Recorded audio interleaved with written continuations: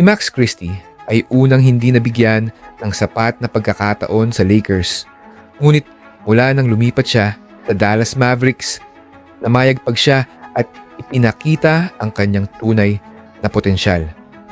Sa Lakers, limitado ang role na ibinigay sa kanya kaya't hindi rin tumama ang kanyang mga stats.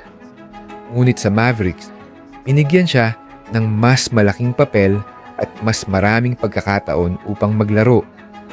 Ngayon, mayroon siyang average na 17.3, 5.2 rebounds at 4 na assists per game na may mga impressive shooting stats.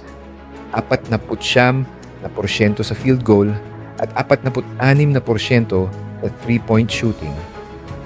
Sa ilalim ni Coach Jason Kidd, binigyan si Christie ng kalayaan para gumawa ng sarili niyang plays na hindi niya naranasan sa